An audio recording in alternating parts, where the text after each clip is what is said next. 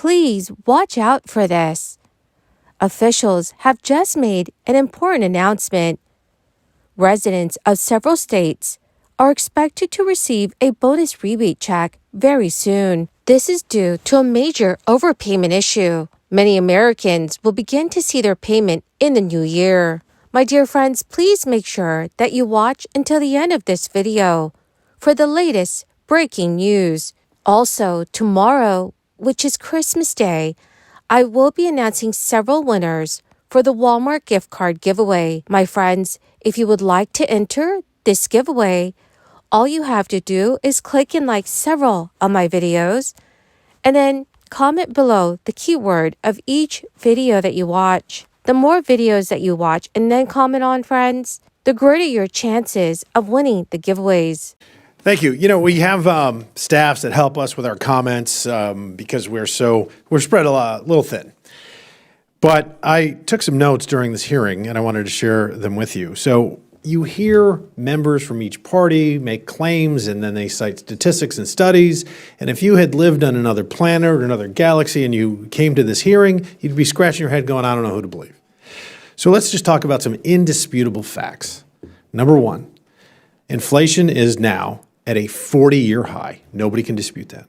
Number two, interest rates are now at a 22-year high.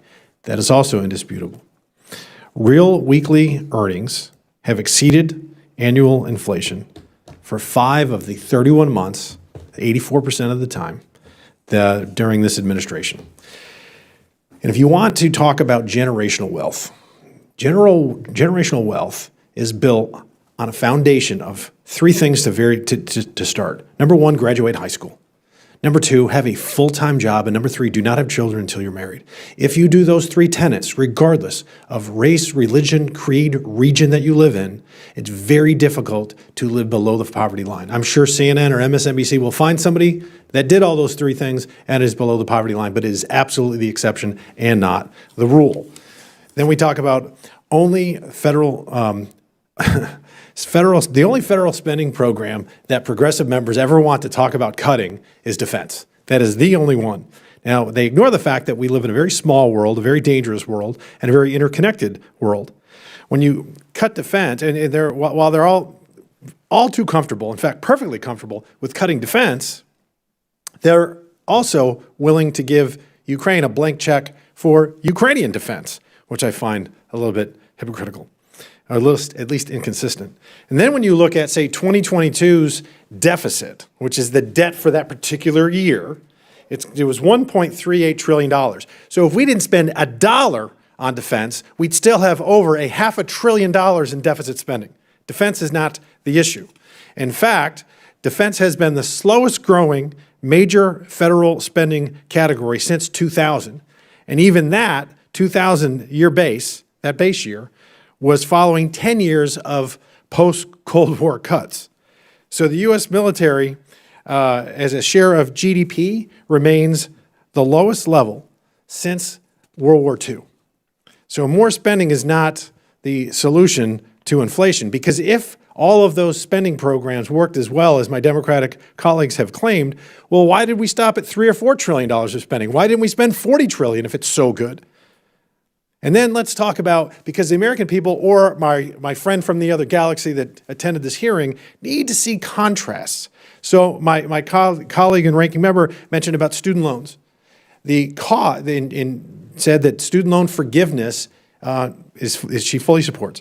Well, I completely disagree, because it's not student loan forgiveness, it's student loan transfer. First, that program would cost, general consensus is it cost about $400 billion. According to Newsweek, a $9 million rebate is up for grabs for customers of Rocky Mountain Power after the company overcharged residents. Rocky Mountain Power is a utility company that serves the Utah, Wyoming, and Idaho areas. However, an issue in billing has caused the organization to pay back $9 million in overcharge payments. If eligible for the rebate, you should see the refunds in a 6-month rate reduction beginning on January 1st, instead of paying the Rocky Mountain Power's 8.3% rate increase. charges will only be up 5.5%. That's an overall 2.8% reduction in the new year. Zach Hellman, the owner of Tax Prep Tech, told Newsweek for Rocky Mountain Power, issuing a rebate could impact their short-term financials, but it's essential for maintaining customer trust and regulatory compliance. Rocky Mountain Power accepted a settlement after increasing costs in 2 stages by 30%, with the Wyoming Public Service Commission approving the rebate this week. Initially, Rocky Mountain Power bumped its rate 21.9% for base electricity. Then it added a temporary increase for deferred net power cost of $50.3 million. According to Newsweek, most of the rebate was first corrected by Wyoming industrial energy consumers, and Rocky Mountain Power accepted it had made an unintentional error. Even with the rebate under order, officials are worried about the rising cost of energy amid elevated inflation. Also, friends, according to Yahoo News, if you've been wanting to buy a new vehicle, but you could not afford it, then 2024 may finally be your year. An automotive chief economist, Jonathan Smoke says, 2024 will be the best year for consumers to buy a new car since before the crisis. As new vehicle supply increases, transaction prices come down, and interest rate ease. Jonathan Smoke told reporters recently, with supply normalizing and the economy stabilizing to hit a soft landing and not turn into recession, it leads to an environment that is the most normal we've encountered since 2019. For consumers looking to buy a vehicle, it's the best year by far since 2019. Yahoo News has confirmed that new vehicle supply hit an all-time low in 2021 and most of 2022 due to part shortages. That pushed transaction prices up, and many car dealers were selling vehicles way above sticker price. Then this year, supply improved, but average transaction prices still remained high. The U.S. new vehicle average transaction price in November was $48,247.